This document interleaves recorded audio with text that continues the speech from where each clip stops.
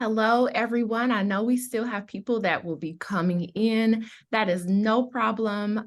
I am super excited to just get started.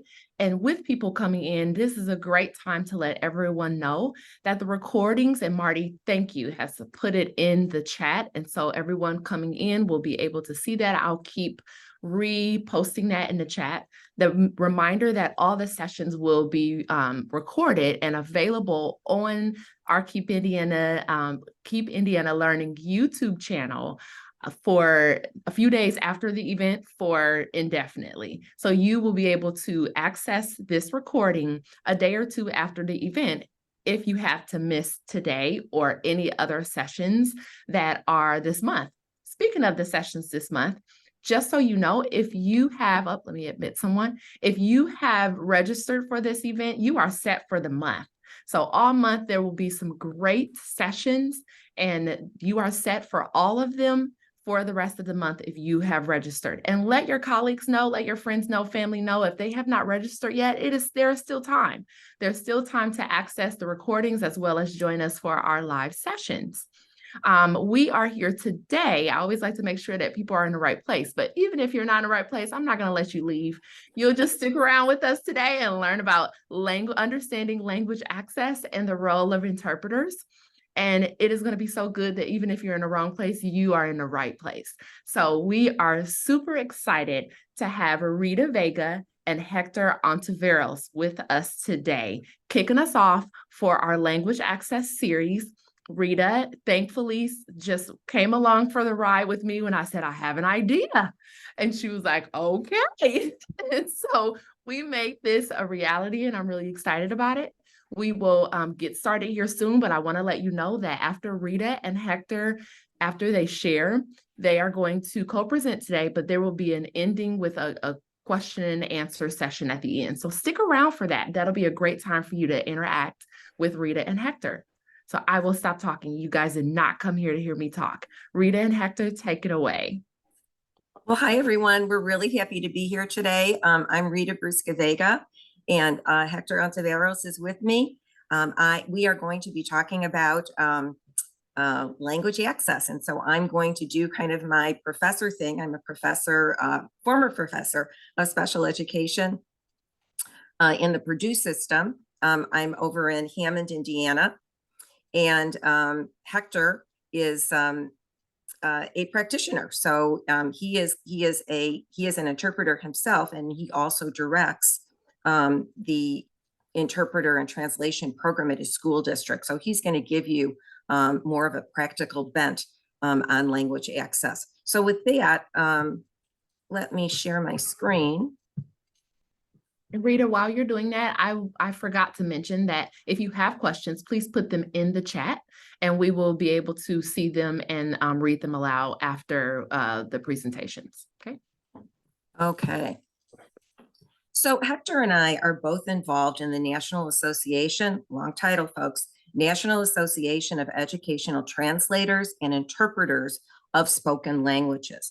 And so we are this relatively new organization that is devoted to the professional development of interpreters, but we also provide services to educators who work with them and parents. And what we do is, what we've done is to help establish standards and best practices for interpreters and for working with interpreters. And the organization is currently working on developing a national certification test for interpreters in education. There are tests for people who are legal interpreters and medical interpreters, but not anything for educational interpreters right now. So we are very happy to do this series of events. You'll have different speakers throughout the month. I am going to be talking about the rules of language access, what you need to know about language access, because you can't improve things at your school district and with families unless you know what we're all supposed to be doing, right? And we're all kind of working in that way. And then, as I said, Hector is going to be talking about the more practical aspects of providing language access at a school district. So first of all, just so we're all on the same page, Language access for parents and schools means that emergent bilingual families, and that's the preferred terminology, right, rather than LEP, have access to the same information that's offered to all families in the school district. So it seems like a pretty simple concept, but as a country, we're having difficulty reaching that goal. And so in order to have language access, you have to have interpretation and translation services.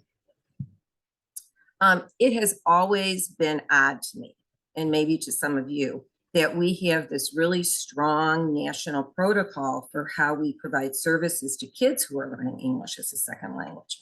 We do a good job of identifying them, we screen them to find out if they need services, we provide the services, we notify the parents, or we're supposed to notify the parents and keep them involved.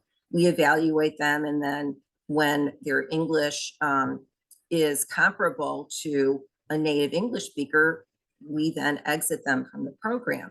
So you would think that because we have this really nice way of providing services to English learners all across the country, that that would just kind of automatically transfer or grow into providing access services to families.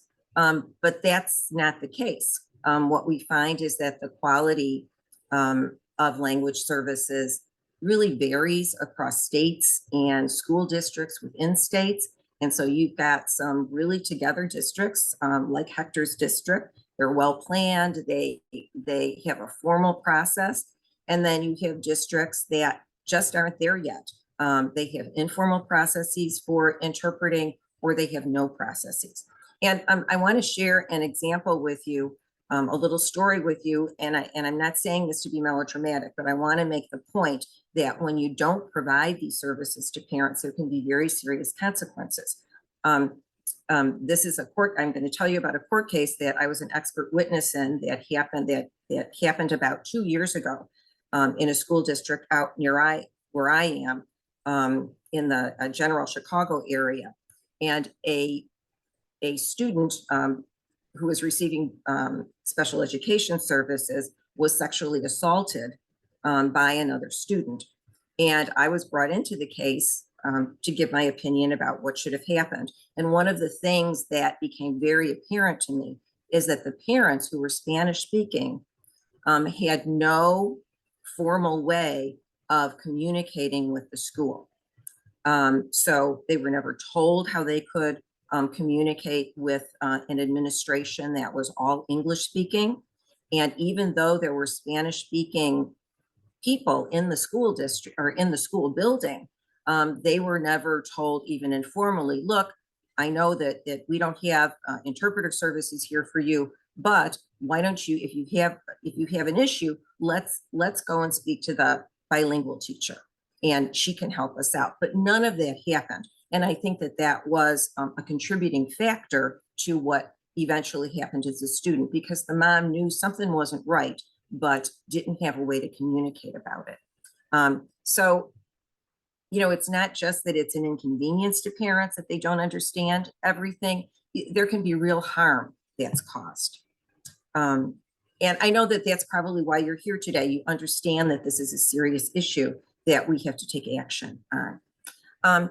So there are rules about providing language access. They come from 3 sources. So we've got Supreme Court rulings, we've got federal laws and policies, and more recently, we're starting to see action at the state level. So for example, in the state of Massachusetts, there are rules now about interpreters, and Massachusetts has adopted our organization's model, where there's 2 levels of interpreters who are trained. One level provides services to general education, including bilingual education. And then if you have additional training, then you're approved to go in and interpret at an IEP meeting. So states are doing something about that. And here in Illinois, just a couple miles from where I live, there's a new law that says that any interpreter for IEP meetings needs to go through a specific set of trainings. And so that's the kind of thing that we're seeing popping up across the country, which is really good. So now some of you may be familiar with this, but I want to go over it quickly because I want us all to be on the same page. So I told you that there are these laws that come from these different sources, and because they're in different places, it was confusing, right, for school districts and for parents. So in 2015, the U.S. Departments of Justice and Education got together and they put together an information sheet. And it's several pages long. We're not going to go through the whole thing, but I'm going to highlight some things for you. We can provide a link to this. It's widely available and in many different languages. But this is a very nice document that poses a question and then answers it in a very simple way. So this first one has to do with what is the responsibility of districts? So must my child's school provide information to me in a language that I can understand? And notice that the answer is yes. It's not a yes, but you only have to do it for certain languages that are prevalent in your district. Yes, but you don't have to do it in a timely manner. It just says yes. Schools must communicate information to limited English proficient parents. That's still the terminology that's in the federal law that they can understand. And then they give a list of different types of information that need to be provided. Now, notice that the federal government does not give school districts really specific guidelines. Like they don't say, oh, you have to have your top 5 languages translated, when you produce a document. They don't say things like that. They give the states and the school districts openness, flexibility in how they're going to meet that. The next one, what steps must school districts take to provide effective language assistance? And so this question is focused on competency. So we see school districts must provide effective language assistance to LEP parents, such as, again, they're not saying exactly what you have to do, by offering translated materials or a language interpreter. And language assistance has to be free, and it has to be provided by staff who are competent, right? And if you look at this last bullet here, it is not sufficient for staff to be merely bilingual, right? So a staff member who's bilingual can certainly communicate with same language families, but they are not competent to interpret, because interpreting is a skill that is developed by going through some training and having some experience. In addition, school districts are supposed to use interpreters that have knowledge of the terminology that's going to be used, right? So sometimes school districts will get external people who maybe are good at medical interpreting, but they're interpreting perhaps in an IEP meeting and they're kind of struggling with that terminology. So that's an important thing to keep in mind. Another question has to do with determining need. How do you figure out if a parent needs language services? Well, a lot of states and school districts have a question on their home language survey where they ask parents, can we provide some language assistance? And if the parent says yes, well, then that's an automatic call for the interpreter to come. Perhaps when there's an IEP meeting, when there's a 504 meeting, and for situations that have to do with general education as well. So, and I think that this is kind of tricky for administrators to wrap their head around sometimes. Sometimes you will meet parents who socially have pretty decent English, right? And so they're like, well, I don't really need to provide these folks with interpreter services because they already speak English, and they're kind of like, oh, we don't really need an interpreter. And I have some friends who handle this kind of situation by pulling out some of the special education or bilingual terminology and then just reading through a number of terms and then say to the parent, well, you think you know what that means? And the parent says, well, yeah, maybe I really do need an interpreter. So schools do have to take some action to find out if parents need language assistance. And best practice is always you provide it. right? Especially the first time you're meeting, you provide language assistance. You may find out then that no, the parents have been educated in this country. They have a good command of the language and they don't need it. I really like that the feds put in some very common questions. Parents will say, well, can I get language assistance even if my child is proficient in English and I only know a little bit, related to what we were just talking about? And the answer is yes. Schools have to respond to a parent's request for language assistance, even if there are other people in the family who speak the language. And that goes to the next question. May my child's school ask my child, other students, or untrained staff to interpret for me? Or can I bring somebody who I know speaks English to interpret for me? And the answer is no. You really do need to have someone who's trained. Sometimes you will have parents who insist on having their friend interpret. And I've had some interpreters say that they tell the administrator, it's your decision, obviously, but I can always stay in the room if someone needs assistance. And maybe that has happened in some of your situations. The document ends by telling parents and educators, anyone who is interested in this issue and has a concern, that there are a number of different sources where formal complaints can be lodged, and where some information, if you're not ready to go formal yet, or some basic information can be found to help you solve the problem. And it is unfortunate sometimes that parents have to make formal complaints to the feds or actually take districts to court to put in regulations about this. We have an attorney who collaborates with us at NATIZL, and she was saying that in her school district in Virginia, as a result of legal action, that the district was told that they now must give very specific guidelines about having to translate certain documents for the 10 languages in the district that are the most common. It's a multilingual district, and to give parents a very clear way to ask for interpretation and translation services.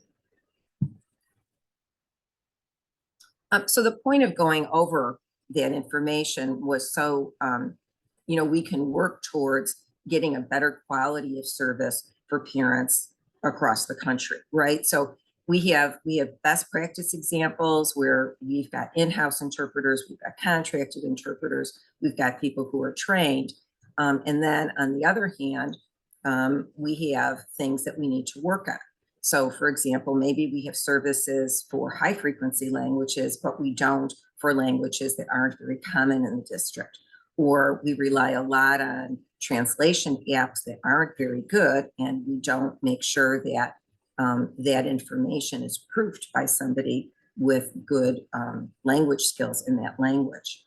And we also make sure that interpreters are trained so that they follow standards and ethics.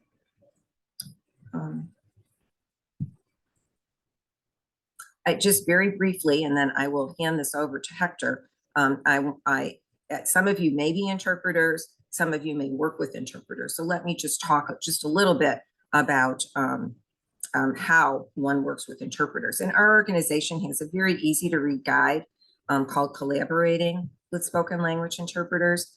One of the things that you should be aware of is that interpreters have different levels of training, right? And Hector's going to talk about this a little bit. So tier 1 interpreters, these are bilingual people who interact informally, like maybe helping with registration in an office, but they've gone through some kind of orientation program so they understand what it is to be an interpreter. They do not interpret at formal gatherings. A tier 2 interpreter is somebody who has basic training, knows how to conduct an interpreting session, and they function in general education. And then we have the more advanced interpreters who function in special education and in meetings that have a legal context, like a disciplinary hearing. You should also know that if interpreters go through training, they learn a code of ethics and their standards of practice. So for example, they learn how to do something like called a pre-session, where they tell the group what the rules of interpretation are from the very beginning. They also learn about accuracy and how to intervene when they don't know what a term means. So in general, what do you need to do to support interpreters? Well, if you're running the meeting, you can make sure that the interpreter has time to do their pre-session where they explain the process. You can make sure that you personally speak slower and that you pause to give the interpreter time to interpret. You don't engage in side conversations, and you want to make sure that the interpreter, among other things, has background information for the meeting, because the better prepared an interpreter is, that the better the accuracy of the translation or the interpretation. And let me just share this. You will see this link at the bottom of the slide. We interviewed this parent. I'm not going to play the video clip because it will just take too long. But we interviewed this parent about what interpreter or what school people should know about what parents want from interpreters. And so from a parent's perspective, this woman has a child who's in special education, and she knows enough English to know when she's not getting a good interpretation. And so she's had issues with interpreters misrepresenting some of the things that were being talked about, not intentionally, but because the interpreter really didn't understand the terminology well. So she has found a couple of interpreters in her district who are very good, and she always requests that they are the ones to do the interpreting. She also says that when you're communicating with parents, think about how parents easily communicate. So, you know, we're all extra educators, we're at our desks, we're using email all the time, and that's probably not the best thing for parents. So she goes on to say that texts are really excellent ways of getting in touch with people, and that teachers should ask parents how they want to be communicated with, and talk to them about the use of translation devices and what they think about that. So it's always good to speak to parents about what their needs are. And I'm just going to end with this slide and pass it over to Hector, because I think that we want to talk about these issues. But you know, if you do not speak the language of your students, one of the things that you can make sure to do that will help is to use plain language. You know, in special education, we talk about using plain language so that people with limited reading skills can understand what's going on. But the same thing is true, you know, just to help everyone understand better. You want to consider your audience. You want to organize your information well. You want to choose your words carefully, be concise, be conversational, right? So we don't have to say multi-tiered system of support, psychoeducational evaluation procedure, right? We can find other ways to say those things in more simple terms. And visuals are always great. We can have a picture of a child. We can do some simple translation so that parents get the message right away about what we're trying to communicate. So in this case, the teacher has been teaching about safety signs and wants the parent to know that that's what they were doing this week. And so with that, I am going to stop, and I will let Hector continue.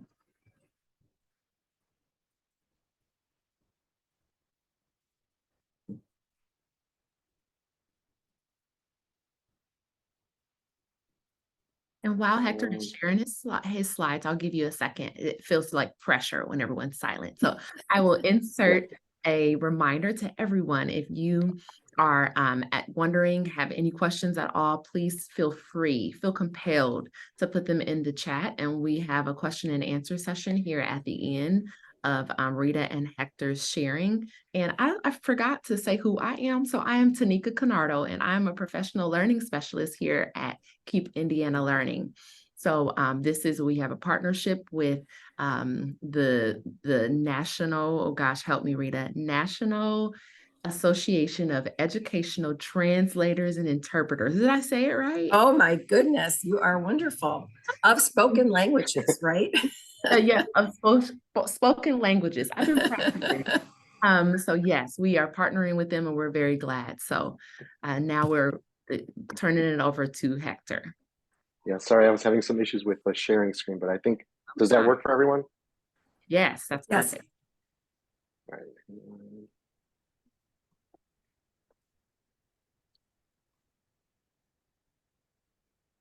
Perfect. Okay. Hi, my name is Hector Ontiveros. I'm the coordinator of tech and innovation here at Barrington 220 School District in a suburb called Barrington, Illinois. I've been with Barrington for a little bit over 10 years. I started off in the district as an interpreter for the Title I program. And over the years, I've been able to switch roles. And I now have the opportunity to manage our team of interpreters that has grown over the last couple of years here. And as of September of last year, I joined NATISL as the communications coordinator. And it's been amazing to work with such a great group of people who are very passionate about language access and creating ways to enhance interpreters across the US and beyond. And today I'll be sharing some information about the role of the interpreter and what are interpreters and translators, what our process is, and what it looks like here at Barrington 220. I'll also at the end share some really good resources that are offered by NATISL that have helped our particular school district, and hopefully they can help out yours as well. So a little bit of an overview for Barrington 220. We are located in the northwest suburbs of Chicago. Barrington 220 has 1 high school, 2 middle schools, and 8 elementary schools, and 1 early childhood center with a transition center as well for special education students who are 18 to 22 years old. Our size is about 8,000 students at any given year. And we service, again, students that are in pre-K through age 22. I wanted to share a little bit of our ethnic diversity that we have here at Barrington 220. As you can see, our Hispanic rate is 18.2, Asian 16.9, and our home language surveys, sorry, I lost my thing here. Through our student information systems teams, I was able to pull data for the home language surveys that we have. And I'd like to point out that this past school year, we've had an increase of interpreter and translation requests in both Ukrainian and Russian languages.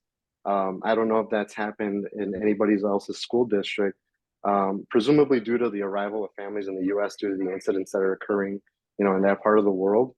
But I'll touch base on, we get those requests, and I'll touch base on that, those language requests a little bit later on. Let's see. Here, the services that we provide for interpretation and translation at Barrington 20. I'm in a very unique position here at the school district because my actual position resides within the Department of Tech and Innovation. However, due to my previous experience in working as the district's first interpreter / translator, part of my duties now are overseeing our current team of interpreters and translators here that we have at Barrington. So within our team, we have 1 district interpreter translator, 1 special education interpreter / translator, 2 halftime interpreters translators, and 2 family school liaisons, 1 that's a district-wide, another one that solely works at our high school because of the large size. And to piggyback on what Rita said earlier, we do work in the tier system. As mentioned, kind of that tier 1 is that front line of a language worker that will help a parent if they have simple questions that might come up during registration, or if they need assistance with meal accounts, adding money, certain, simple tasks that all of our interpreters are able to do here at Barrington. At any given time, any interpreter can move up the tier, but due to the duties that everybody has, some are at the tier 1, tier 2, and tier 3. As Rita mentioned, tier 2 are more interpreters that deal with parent-teacher conferences that require consecutive interpretation and site translation skills. And tier 3 is when you get a little bit more of into those advanced meetings, IEPs, 504s, and even legal meetings that require a little bit more of a register to deal with those sorts of situations, and obviously training.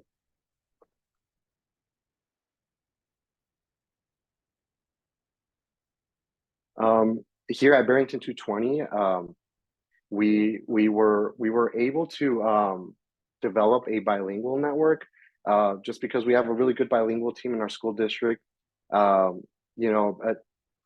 I mentioned before, at any given time, an interpreter or family school liaison, those are different roles, but sometimes they overlap. Coverage, who is going to cover what interpreter is designated to do what. So we created a bilingual network to kind of within our own team, kind of see where the different roles that we play and how we can help out, and just to provide coverage at all times and at different levels. So I provided a little QR code here in case you want to just take a look at kind of how that matrix works and who is covering what here at our school district. And that has worked over the last couple of years that we've implemented this system. A little bit of how our service process works here at Barrington 220. We have a Google sheet. Our staff will fill out the request using the Google form, which I will share a little bit more information about on our next slide. So once I receive the request, because the requests come through me, depending on the type of meeting, where the school building is, if there's an external location that an interpreter must go to, what type of document is being requested to be translated, I will then go ahead and coordinate coverage or delegate who will be assigned according to our tier system and availability. Once the interpreter or translator is assigned, we confirm the information with both the staff that is requesting and the interpreter that will be covering the meeting and or document if it's a translation. We do ask for advance notice on meetings whenever possible, but we do understand that emergency meetings do come up, and our team is ready to accommodate those requests, again, based on our tier system and what type of emergency meeting is being requested. And finally, once a meeting or translation job has been completed, our team closes the booking by providing that information. And the same thing goes if it's a document translation request. So it is a pretty, it's a nice flow that we've established here over the years here at Barrington. Here's what our Google form looks like. Again, I provided a QR code in case you want to take a look at that, look at the specifics of what we have. So the Google form was established in 2020. It provides amazing data analysis. It's great to go at the end of the school year, kind of look back and see what type of meeting was mostly requested in our school district. What interpreter was, most used in these meetings. It creates a systematic workflow. And like I said, it's great for record keeping purposes. And a little side note on this translation form, we really relied on the story that this form provided us in terms of data, because I believe in the year 2022, our school year, we were able to use that data to show our Board of Education the immense need that we needed to have a special ed interpreter solely at our high school. And with the data that we were able to gather, that painted a nice picture to show the need that we had. And we were able to add an additional person on our team because of that. So if this is something that might work for your school district, I am all for it because I can tell you that it worked for ours. Um, so primarily in our school district, we service Spanish. That's our team of interpreters that we have here. But we have other languages that are usually they ask for these languages, especially in special education, Korean, Mandarin, Polish, Russian. Like I said, this year we've had a big influx of Russian and Ukrainian interpreter requests. So what we do, because of our proximity to the city of Chicago, which is 40 minutes away, we are able to work with a couple of language service providers that helped us with filling in those gaps. Mainly due to the fact because of the percentage of need that is probably required to provide a full-time interpreter translator. We don't have, in these languages. But notwithstanding, we do provide coverage in other languages through these outsourcing companies. And these are the language, some of them that we've used in the past. As far as training and certification, our entire team went through a couple of back-to-back courses that were offered at the time through the University of Georgia, and they were taught by Anna Soler, who is our NATISL chairperson. I can't say enough good things about these courses, which helped our team reach a higher level of understanding and how to be better professionals in our workplace. And these are just some of the bullet points that were covered in those courses. Our team first started off with the general education certification, and then you need that to move on to the special education portion. So our team is fully trained and certified in both of these categories.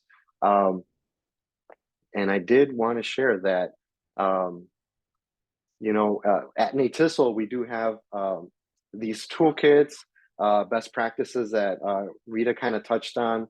I know she mentioned the pre-session, and these are great tips for interpreters who are looking to enhance or to create a better situation when working with families, staff members, and even themselves. These are all wonderful resources that can be found on the NATISL website. I will share some QR codes, and the links are up here too. And I wanted to also share some of those professional development opportunities. We got ours through the University of Georgia, but I wanted to share that NATISL also, directly shares both of these courses. One that started a couple of days ago for interpreting spoken languages in education settings, which is perfect. And then we have different sessions with Mauricio Dangond. One was yesterday, and then there'll be another one in March and another in May. Here's some information on this. Hopefully we can share these at a later time so that people can look into it, hopefully register, because these are great courses, just as the ones that we took with our team through UAG. Rita mentioned a little bit about the ethics and standards of practice that we have. These are the guidelines that define us, and that we should follow and adhere to before, during, and after our meeting sessions. Again, these are the nuts and bolts that are taught and discussed during the training sessions, which I can't stress enough on the importance of having these instilled in our staff here at Barrington. These standards are the ones that ultimately, I think, separate a professional from someone who is just pulled into a meeting just because they're bilingual. So these kind of things are wonderful aspects of learning and how to differentiate a professional from just someone who is bilingual, as I mentioned. Again, a little bit more into what those code of ethics and standards are. Confidentiality, impartiality, respect, cultural awareness, advocacy. The descriptions are here for you to read at a later time if you wish. Again, all of these resources can be found at natisl.org.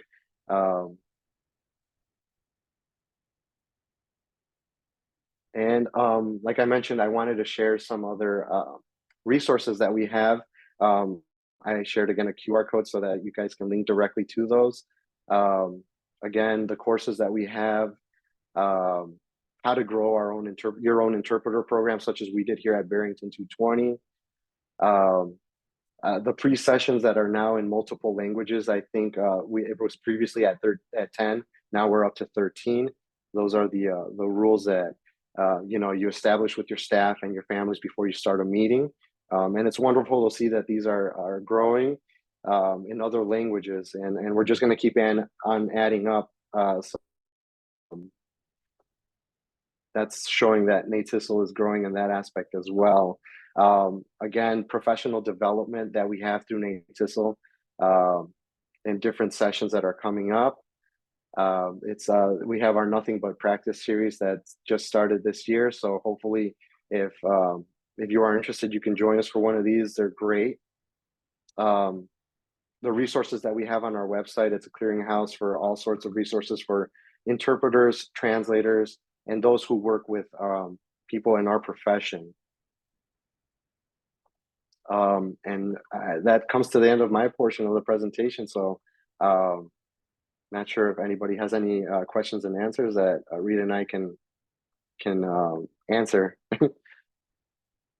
Yes, well, I thank you so much, Hector and Rita. Thank you. I took notes, so many notes. I'm like trying to take pictures of the screen with my phone up. It was great. It was wonderful. And I'm super excited about all of the knowledge that was just untapped. And now we can access it through NATISL. And I'm very excited about it. We did have some questions that were submitted, but I will also encourage people to just come off mute. That's just kind of how I roll. Come off mute and feel free to just ask the questions. This is a safe place. You don't even have to come off camera if you don't want, because I know that some people are working and still just doing their after school things with their kids or whatever. So you can just unmute yourself and ask. But in the meantime, I do have a couple of questions. One of the questions is, where does one go to keep track of new laws, especially state laws that are connected to interpreter laws or, it might multilingual students and their rights and their families' rights?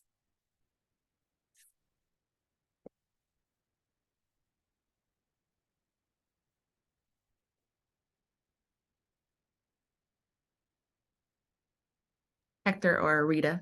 Sorry, trying to unmute myself. So first of all, let me say that I wish there was enough activity in that realm for there to be, a source of information about it. But right now, no, I think that the best place that you would find out about these things is through the newspaper, because it usually comes out through the newspaper. And the process has been this. Parents and professionals, but mostly parents, will go to the state legislators, the state senators or the state representatives. And like where I am, close to Illinois, this happened. And so they got one of our Hispanic representatives to put forward the law about interpreter training for IEP meetings. And he proceeded with the law, got very little resistance, so it was very well accepted. And then this change was well advertised in the school system so that people knew about it. But I'm at a loss to tell you one place where you could go to find that information. Thank you. That's good though, Rita, giving us a place to at least start and letting us know that oftentimes it comes out of real life issues that have occurred and the new needs have been discovered. So that's a great place to start. Again, I encourage anyone to come off mute if you have a question, but I will go to the next one. Does the requirement of procedures being provided include classroom procedures in each classroom? That's one part. This person has two questions. So any type of requirement of procedures being provided include any type of classroom procedures in each classroom? I guess I'm a little confused by the first part. Do you mean providing interpreter and translator services to students in classrooms? No, I'm meaning more like, so every year in lower grades, you're sending home procedures and routines in your classroom. Does that need to be provided in the parents in their home language? Should that be provided in a different language? And how can I go about doing that? Because we all know Google Translate isn't very reliable. I'm going to give this over to Hector because he does this all the time. So if it's in a different language, you're saying? Yes. So say they don't read English. How would I go about changing my routines and procedures packet that I would send home? How would I go about putting that into their language? As a classroom teacher. Yes. As a classroom teacher. Does your school district work with any interpreting services already? All they do so far is like they call for IEPs and things like that, and parent-teacher conferences if you need an interpreter, that's Okay. provided as well. But not for document translation services, correct? Right, not for in-classroom documents. So Okay. when they're signing up and they're enrolling their children, they do, but otherwise. Yeah. I guess I mean that process is kind of different here for Barrington because we have our own team of in-house interpreters, and those types of requests, a staff member will fill out the form. It'll come to me, and then I will delegate it to somebody on our team. But I guess if you don't have somebody like that in your school or your school district, I would suggest talking with your director of language programs and seeing if you guys can set up a service with an outsourcing company. That's my suggestion, because basically that's what we do as well when we don't have, for example, if a teacher is requesting for us to translate some documents in Urdu or Russian. Right. Obviously we don't have those interpreters in-house. So what we do is we set up a contract with an outsourcing company that we go to for these types of requests. Okay. Thank you. Yeah, no problem. And Susan, I would just, Susan, I would just like to tell you that, I think that you're going to have to engage in some kind of advocacy. We haven't mentioned that word directly in this presentation, but I think that many people in the schools are at the place where they've got to advocate for services. So they need to let their district administrators know what's needed, and maybe let the parents know what their language rights are. Right. Well, I'm ahead. originally from Florida. That's where I got my degree. And so all of this is incredibly important there, and it's part of it. And so it's been interesting to me transitioning here, how I don't see it as a core thing.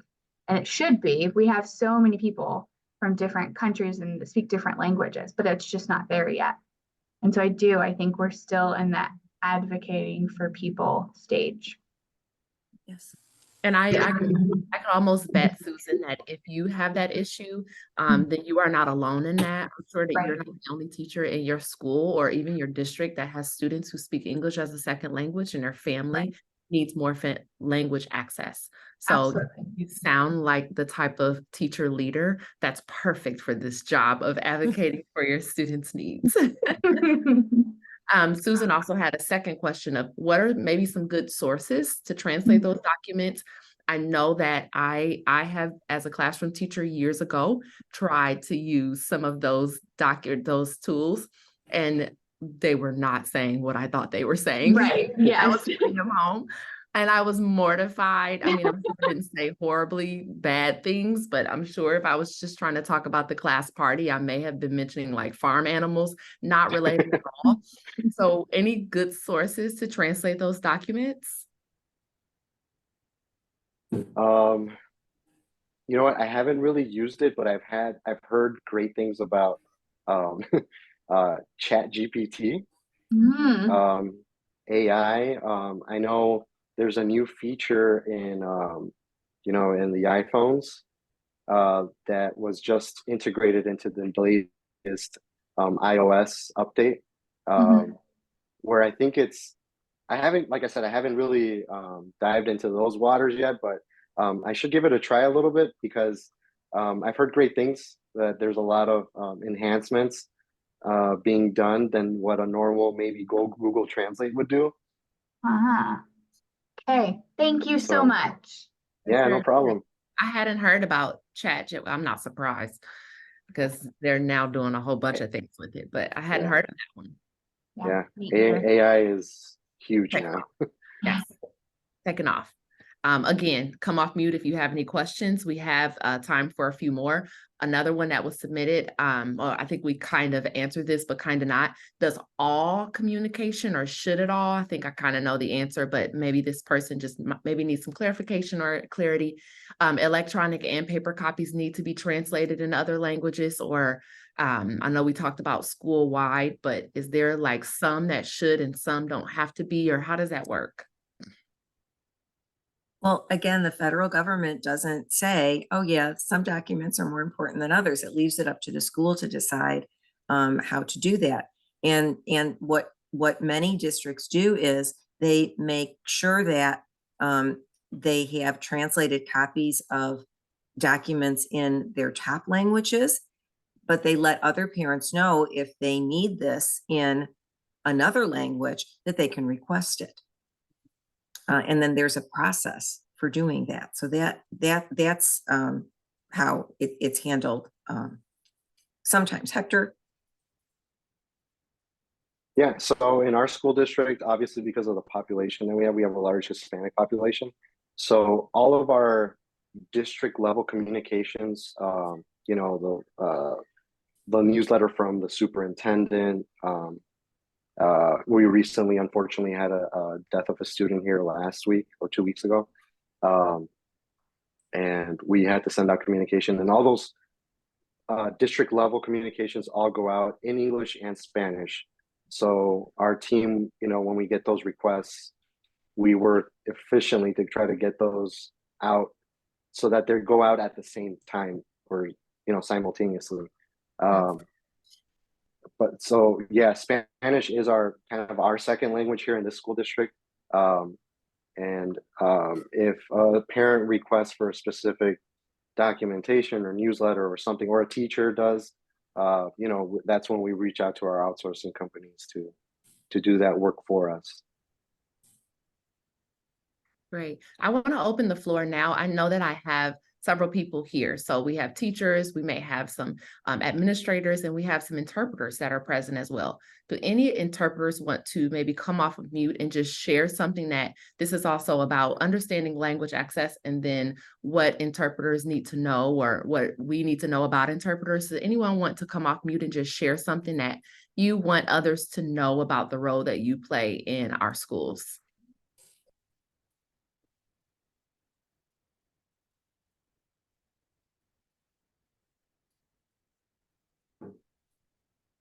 And I will start by just sharing one that I believe interpreters, when I was working as an administrator, I bet they wanted to know or wanted us to know that when Rita, you shared it, when we are in, and I have so many memories of having case conferences, and I had to continue to remind myself, even without interpreters there, but parents don't always speak the language of educators.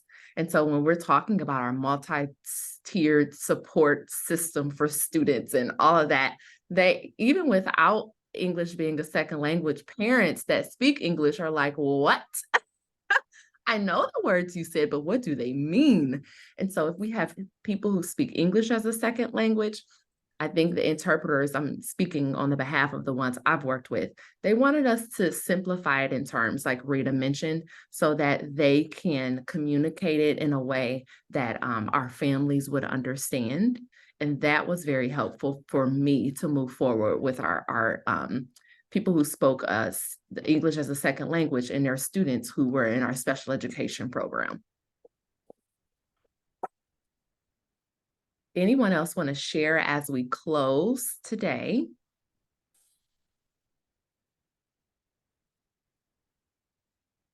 I want to give everybody an opportunity. Thank you. I'm from Crystal House in Indianapolis, and we have about, I don't know, around 50 or a little more than 50% of our whole student population is Latinx. And so everything we send out has to be translated and everything we do has to be interpreted.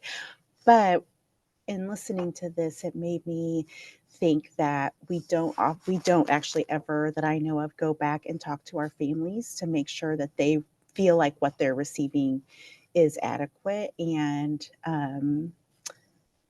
that everything is understandable to them. Like, we send it out thinking that we have it all figured out, that it's all done in a way that is most helpful for families, but we don't often go back and check with them. So I think my team, we're going to work on figuring out a way to check in with our families and see what we can be doing better for them. So thank you. That's a great idea. And I also just want to piggyback on something that Hector talked about. Natisal has these forms that you can get just by going to the website. And the forms do two things for parents. One, they tell them about the interpreter process. So if they're coming into an interpreted session, they get kind of a cheat sheet about it, interpretation in their own language. And then we have a survey in that language that can be handed to parents, very simple to fill out, smiley faces, about how well they think the interpreter did his or her job.